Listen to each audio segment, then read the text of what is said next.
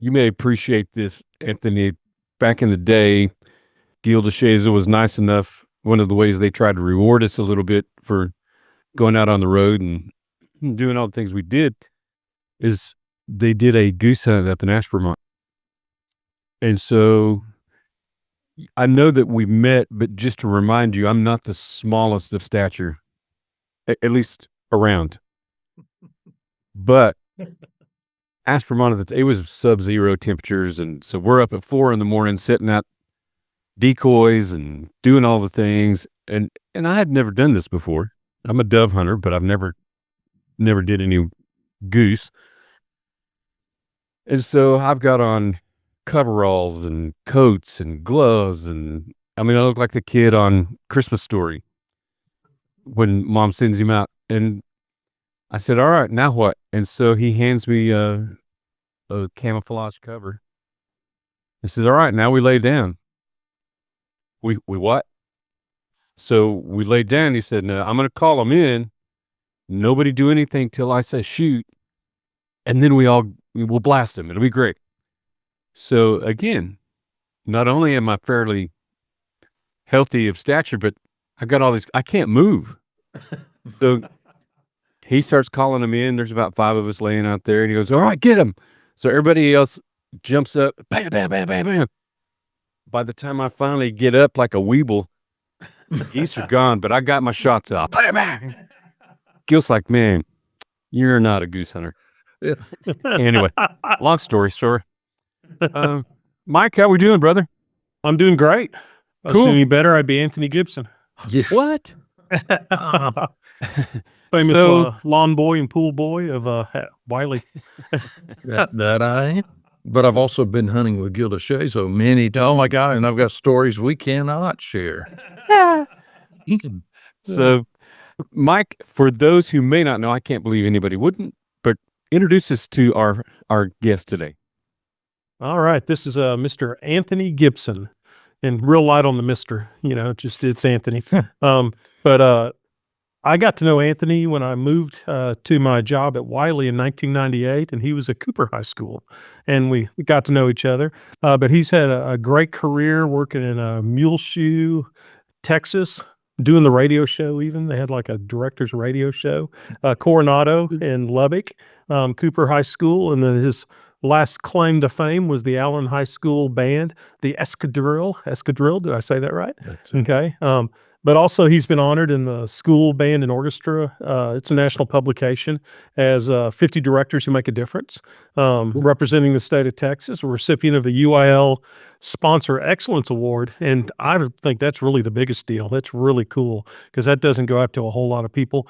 And in the John Philip Sousa Foundation Sudler Shield, and his band was in the 2006 Tournament of Roses Parade, Hall of Honor at his alma mater at Deer Park High School, Texas Tech, outstanding distinguished music educator.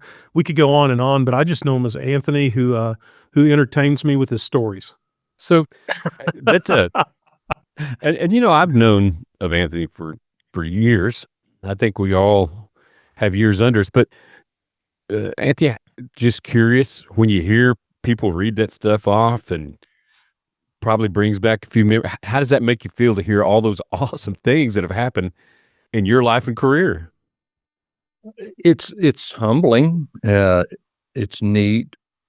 But I think the part that kind of, at this point in my life, that kind of shocks me is that all of that sounds good, but it's the kids who came into the office and said, I've got a problem. And we'd sit there for 30 minutes and kind of work out a problem. And, or some kid that just is a problem, and they came in the office and we worked out the problem. And I helped him work out the problem. But no, it's always been trying to make an impact on kids' lives. And that was kind of what I started out with. And I'm glad that I ended up that way. All that other stuff was fun along the way, and we got to have many opportunities. When somebody says we marched in the 2006 Rose Parade, that sounds good, but that was the year that it rained like 14 inches. I mean, we were literally You swam in It was ankle deep water. Wow. And it was something, but it was really fun. I Yeah. mean, and I look back on that, and the kids that you prepare, they'll take on ankle deep water in their life and be able to go through it and be successful and have fun. So no pun there, but No, it's pretty neat that I've had an opportunity. I'm very blessed that I always wanted to be a band director, and now that I am, I mean, I get the full meal deal. That's awesome. So I'm glad to hear some of that expressed, because honestly, and I think Mike would agree with this heartedly, that that's why we do this, is for what we consider the kids now as the young folks that are starting out like we did back in the day, and trying to share some things that we have experienced and things that we've been through, and see if we can't make it easier. And part of this is for those guys that feel like, and gals that are out there. They're so far away from everybody that sometimes you feel isolated, and sometimes you're like, I just need somebody to help. So that's awesome, and that sounds like you're the guy we need to talk to about some of this stuff. What are we going to talk about today, Mike? well, it's kind of a two-part. One is kind of your rehearsal room atmosphere, and the second part, because there's not a lot to put into that, so I thought we'd combine that with some tuning situations and talk about tuning in a band, because that could be like a 16-part probably Is that podcast. We could get Gary Garner, and he could instruct us all. The man knows. But yeah, it's probably the driest part of it is rehearsal room atmosphere, because it's by essence kind of boring, because it's not the excitement of making music. But I really feel like it's real super important. It should not be taken as boring. If you don't prepare a place to teach, then it's going to be hard to teach. Yes, Mm-hmm. yes. So I think the best example, and I will not throw out the name or the school, but I went to go do a clinic in West Texas, and it was in April. And I came in and I had to step over a knocked over Christmas tree to get to the podium. It'd been laying there since December. And there's no way to get to the podium except by stepping over the fully decorated, knocked over Christmas tree. And I thought to myself, and the kids really did work hard, but how can anyone work in a situation that's just totally chaotic, that kind of thing. So how we talk about a contest and stuff. We go back in the day and marching in, when we come in, and our directors would say, all right, you're not on the clock, but they're judging you from the first thing they see. You could almost, that Christmas tree story, it's like, there's a microcosm. yeah, that's right. I kind of know what's going on here. Yeah, but little do y'all know that the trombone and tuba section talked the director out of keeping the Christmas tree. They're going to take it out to their tank. So the bass, they're going to be fishing around that Christmas tree. There you go. Underwater. So they're being resourceful. Yeah. And I I didn't know the whole plan. Oh, yeah. I didn't realize the whole plan. It was far West Texas. You but high brass guy, I'll tell you. we're just worried about our mutes and our gig bag. Well, lead us. What are we going to do? Right. How are we going to set our rehearsal room up, guy? Yeah, just some real simple things, I suppose, that sometimes get overlooked. Trying to keep things clean and carefully arranged around the rehearsal room.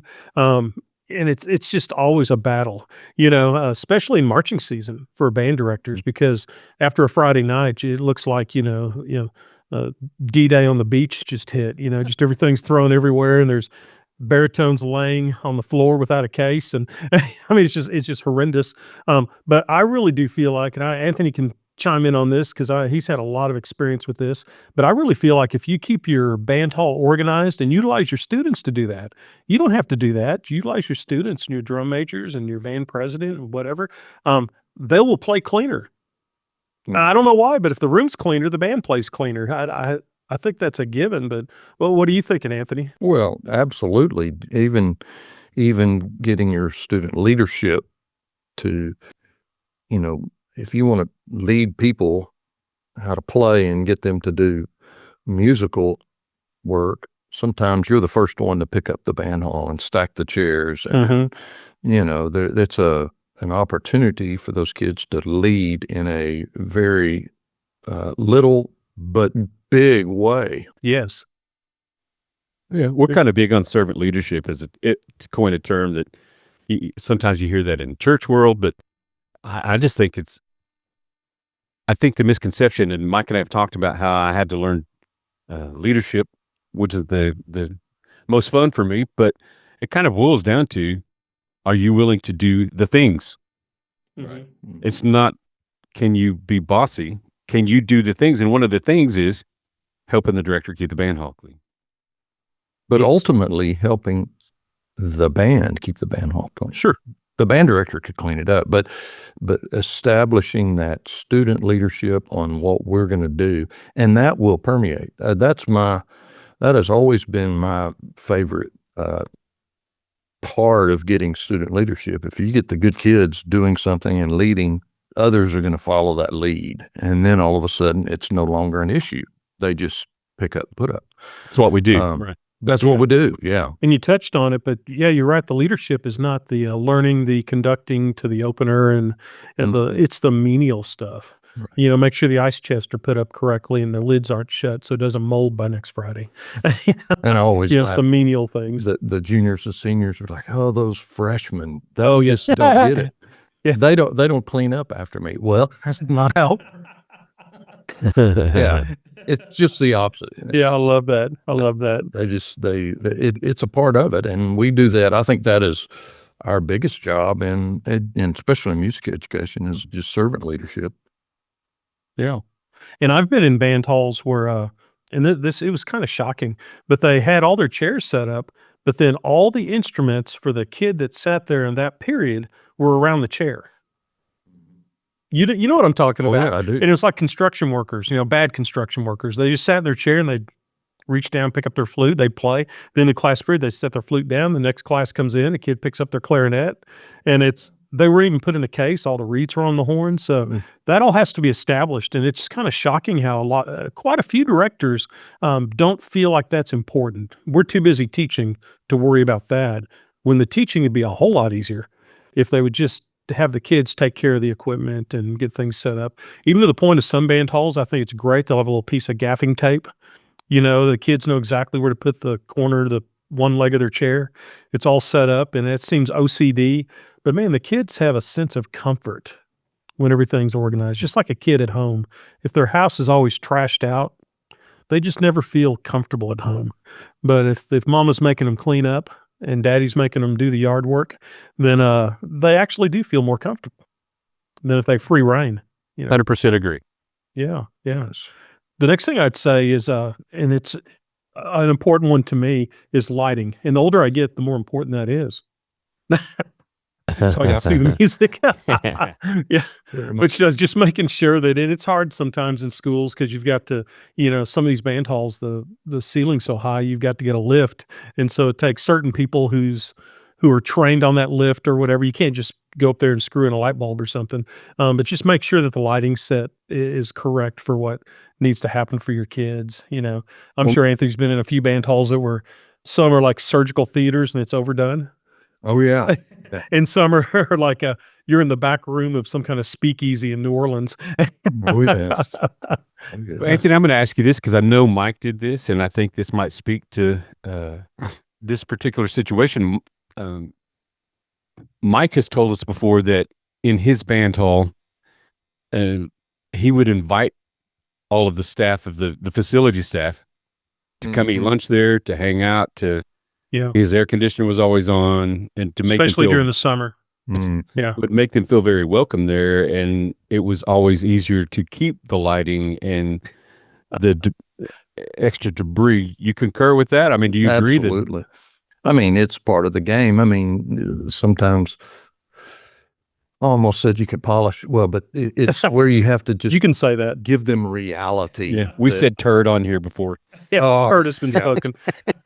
But they need to see the real deal. And I think ours, the funniest one, well, it was here at Cooper too, the band hall. And I mean, you'd get the band in there and they'd start filling up the horns and it would be knocking the dust off the rafters. Yeah. and those parents would be thinking, my kid's hearing. I go, they'll get used to it. But there's certainly a point where you say, we might need to explore another facility or some soundproofing. And they're just ways to not leave there with a migraine headache. Yeah, that's exactly right. You know, it's a nightmare when you don't have the right amount of cubic footage Yeah. in your band for the amount of sound your band produces. You know, and so it's just something has to be considered. And on top of that, have a good electrical engineer kind of figure out your air conditioning. Mm. You know, because I've had some good ones who are actually band parents at the schools I taught at, and they would come in and go, "No, this air conditioning unit's not near big enough for the amount of kids you're putting This in here." 1-ton unit is not. Yeah, it's Yeah. not going to do it. You have to have it's amazing how much heat a body generates when you put them all together and then sound. So it all comes into that rehearsal room atmosphere, you know, kind of moment. Another thing, eliminate distractions. You know, I kind of prefer, I might get some blowback on this. I prefer a band hall that has no windows. Yeah. You know, it's because I know we like to see outside, but it's so distracting to the kids with weather and someone peeking through the window and, you know, animals running by. And the list goes on and on, you know. So, if possible, if you can't have it with no windows, because we can't change our band hall when we take a job like that, I would say, you know, get some band parents to help out some drapes or something and try to cover them. It can help acoustically as well, you know. So it sounds like so far we're talking about eliminating things that would work against us rehearsing, whether that's too many distractions going on through a window or bad lighting. I'm all about the bad lighting. I didn't realize, again, the older I get, the more I recognize bad lighting. Yeah. But I think our brains get tired. You know, they've done studies that show if you're in dim lighting or if you're in a place that has a constant grating kind of 60 cycle hum or noise, that it actually affects you psychologically, that it messes with you and you can't concentrate.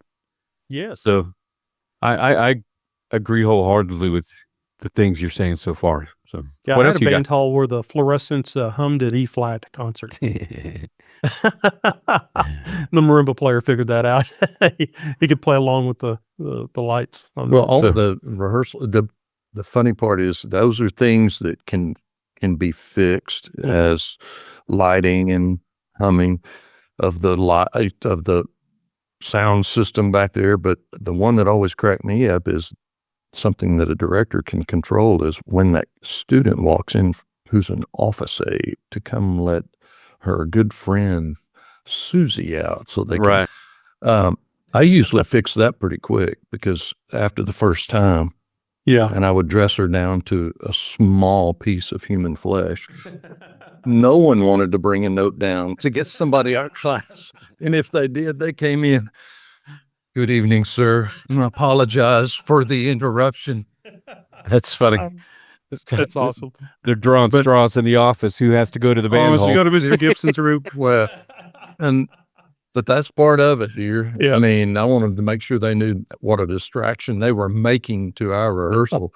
But isn't that funny? And I can say it now since I've been retired for 7 years, but I remember finding the wiring to the intercom Oh, and snipping the wires. They never figured it out. They'd say, "Oh, I don't know why it's not working." They didn't realize that tile 14, someone had moved the tile and went dink. Mhm. There's no way they could find it. oh yeah. And so they would, I don't know, it's ways to make it happen, you know.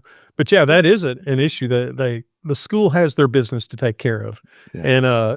And it's really difficult because you're in the middle of doing something. You only have them sometimes, some of these schools, 42 minutes. You know, you have the kids for middle school and at the most sometimes 48 minutes. And boy, someone comes in with a counselor meaning well, trying to do their job, but they're going to read a list of 14 names that need to come down at 2:00 to take some kind of test, you know, and you're like, oh my God.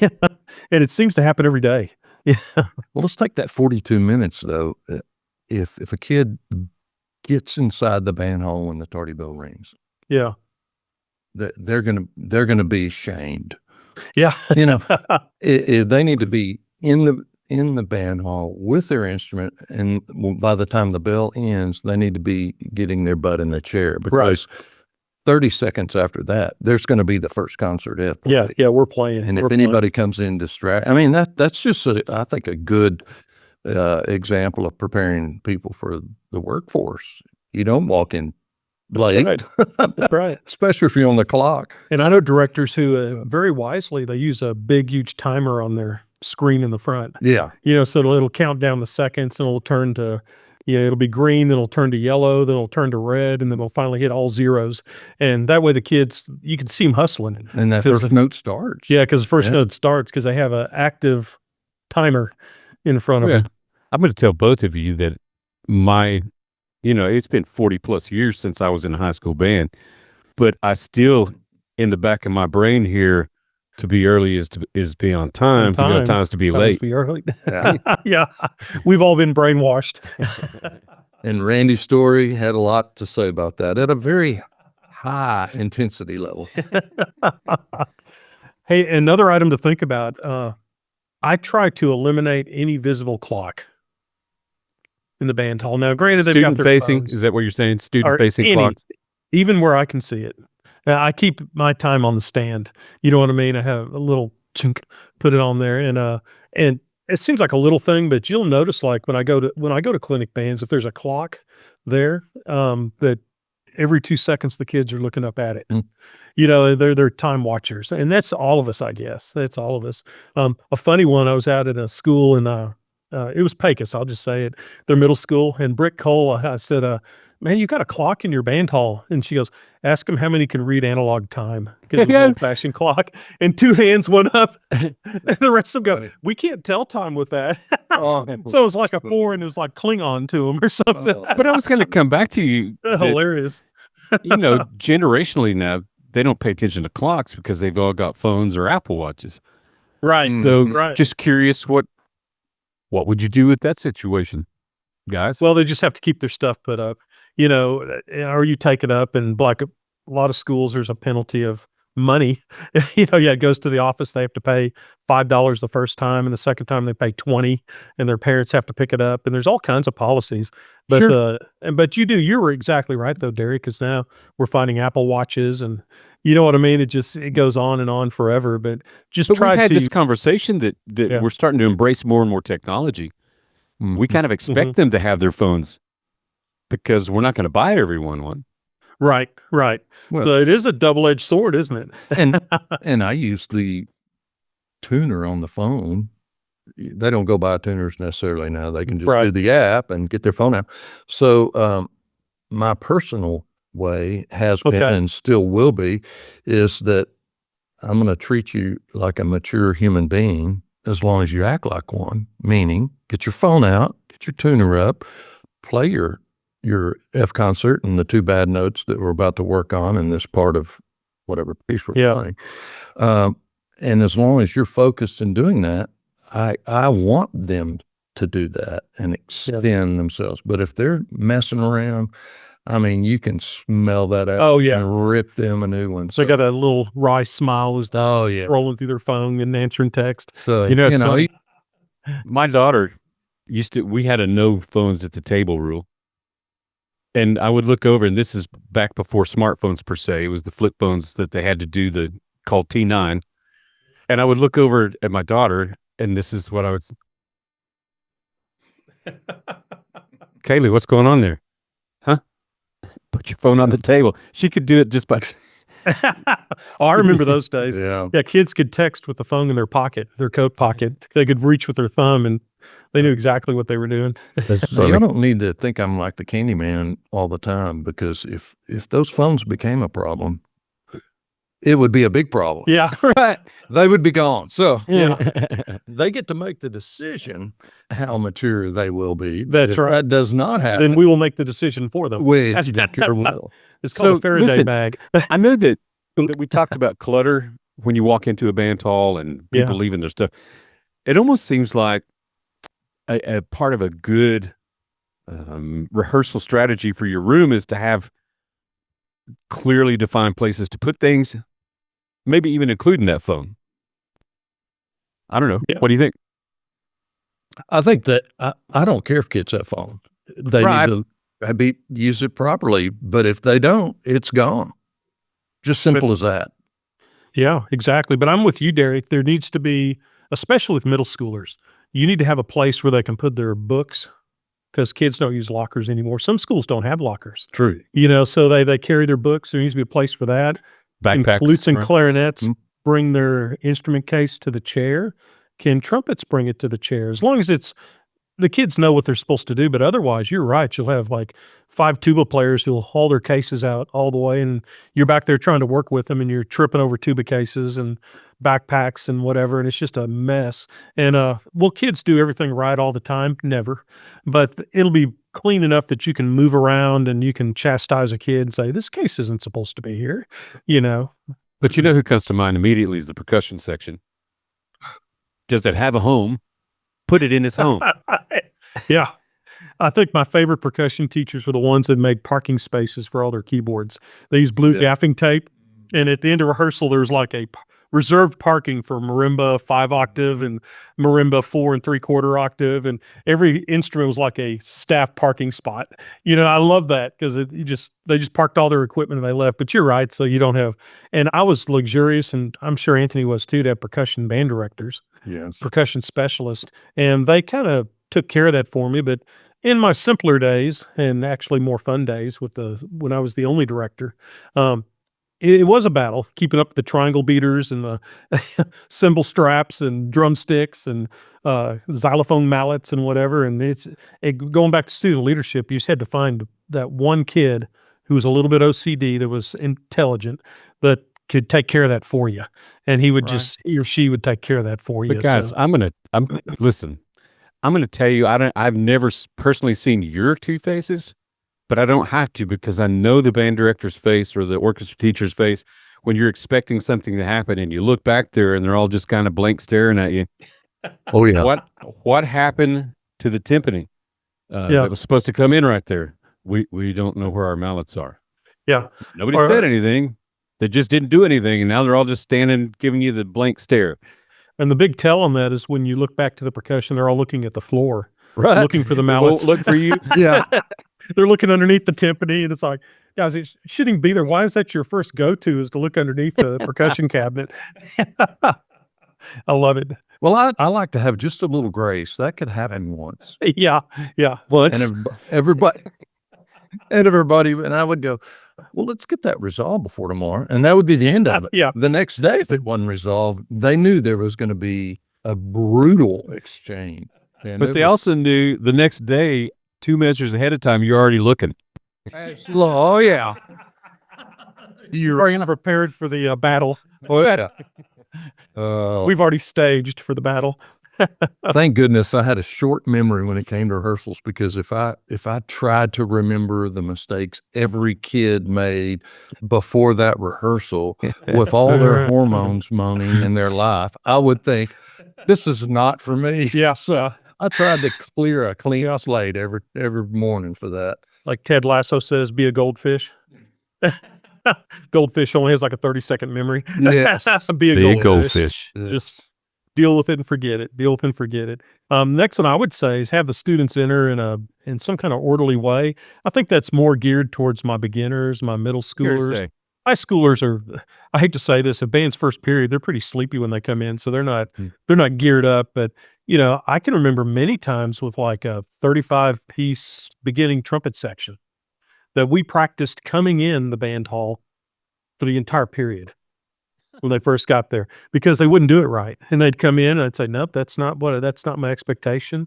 You need to be quiet. You need to come in and get your whatever. And we'd go back outside the door and we'd line up again. We'd come back in. We spent the whole 48 minutes, but that was the best 48 minutes I ever spent. It was like John Wooden with his sock lesson. You know what I mean? It's because after that point, they knew it's supposed to happen. If a kid did it wrong, all the other kids would look at him like, what are you doing? He's going to make us go outside again. All right, Mike. You got to explain the sock thing for those who don't know what you just referenced. Oh, for those that aren't as old as Michael Lenny. Yeah, John Wooden was a great basketball coach, UCLA and et cetera. But I think still to this day, the most national championships, I think, of any basketball coach. But he would spend the first practice with a 30-minute, 40-minute lesson on how to put on your socks correctly. Yeah. And the reason is if the kid didn't do it right, they would have a blister. And if they had a blister, they couldn't run. If they couldn't run, they couldn't practice. But it was also to prove the point that if this one little tiny thing is important to coach, then everything else must be important. So we details better matter. Details we matter. better listen to this man, or our band directing this woman or man, and it kind of set that standard. When I would say something to the class, they thought, well, he's kind of OCD, so I guess we ought to listen because he's just gonna make us do it 100 times until we do it right. So we might as well do it right. I got that from Greg Miller, my high school band director.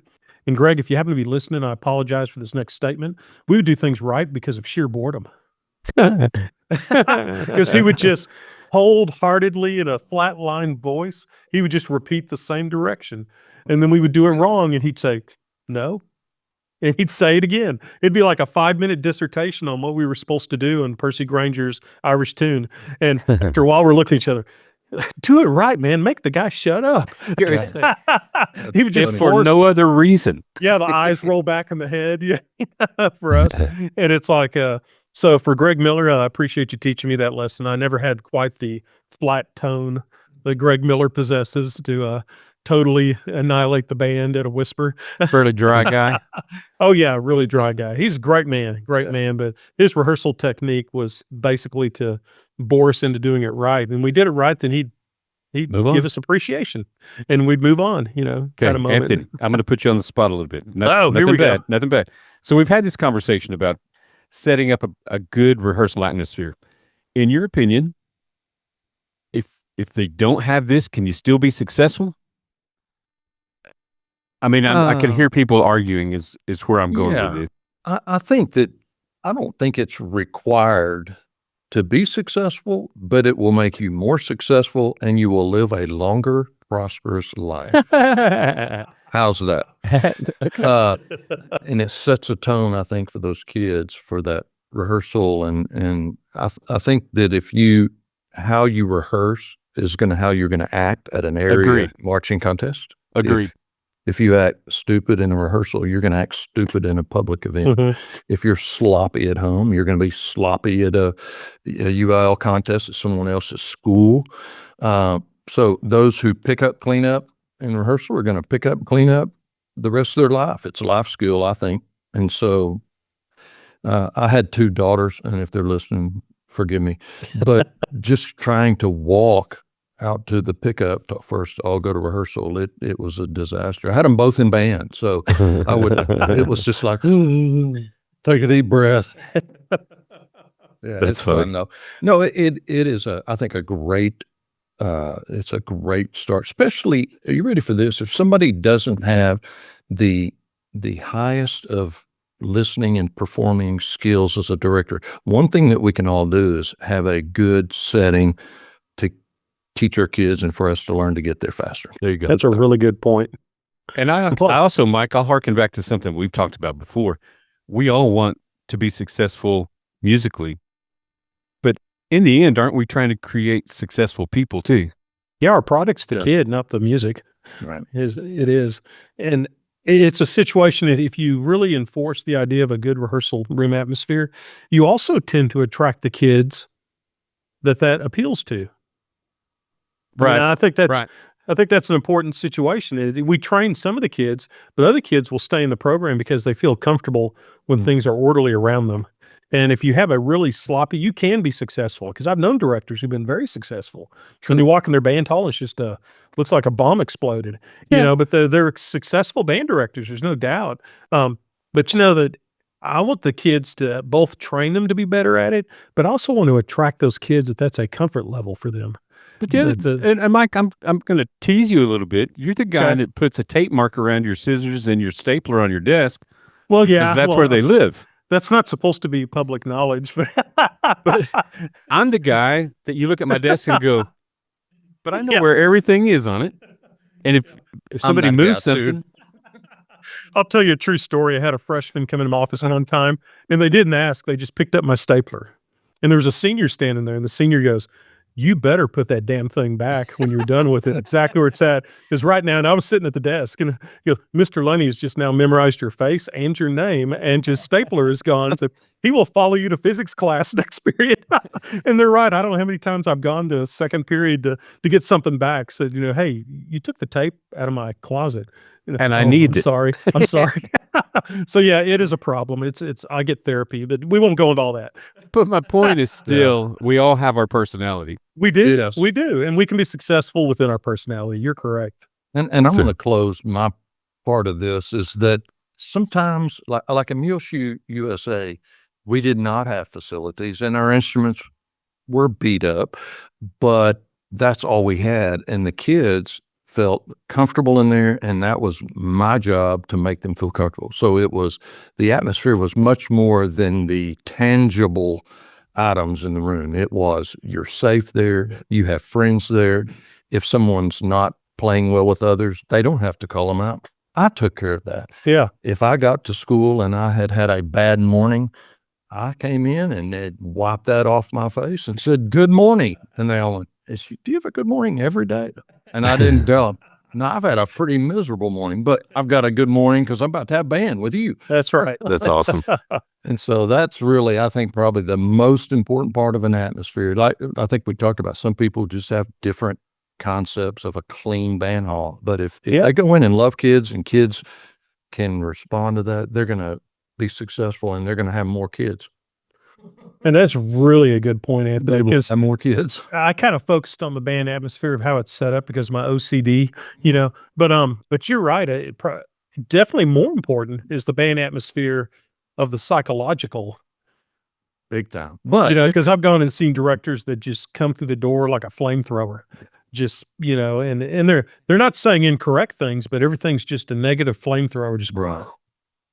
And kids don't feel safe in those. And it doesn't matter how clean your band hall is and how many staplers you have in a certain spot. It's not going to make it a good band, and it's not going to make our product any better, which our product is the kid, not the music. So, Cool. but hopefully they can gain some knowledge from this. And I'm going to say a real important thing for directors to do, go visit other band halls.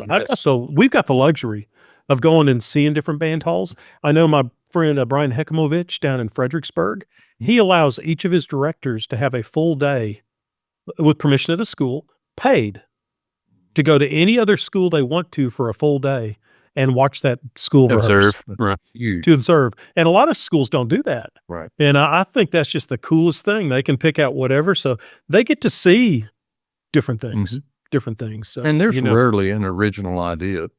It's still everything. Yeah. The things and the way I have done band over the years, I can look back on who I observed that from or how they did that. Oh, yeah. And I went, "Ooh, that worked for me." Some of them didn't. I trashed that one and moved on.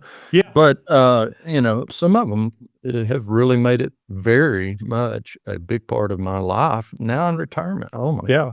But isn't it funny? Because a lot of younger directors think we're really intelligent. They don't know. Sorry, didn't We're mean to just laugh. thieves. We're thieves, man. We've just stolen there's not a thing that comes out of my mouth at a clinic that was invented by Mike Lenny. You're right. It was stolen from somebody.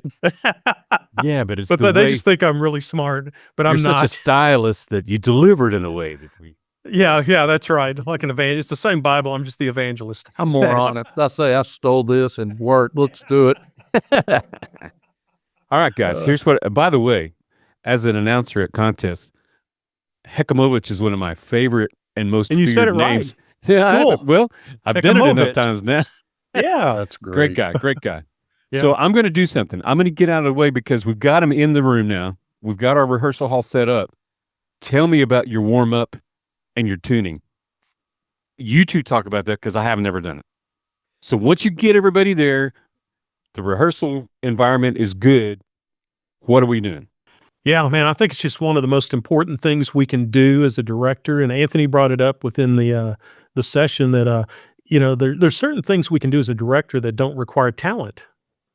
And we always tell that to the kids, showing up on time, having your equipment. Doesn't require talent, but it's important. And as a director, I think it doesn't require talent, but we've got to pay attention to it. So I appreciate Anthony being here for this podcast. Lots of great information. Derek, lots of good input on that. So something that could have been a really dry topic turned out to be a really entertaining one with some really fun stories. So I hope it's the important, listeners Mike. enjoyed. It's It is important. important. Yeah. If we don't set ourselves up to have a successful rehearsal, why do we act surprised when we don't have a successful rehearsal? Yes. Yes, exactly. So, all right, guys. Well, The man, I hope y'all have a directors- great week. And I hope you're going to join us again next week. Anthony, you up for that? Yeah. Yeah. You Cool, bet. cool, cool. All right. Enjoyed it. See you soon. All right. Bye.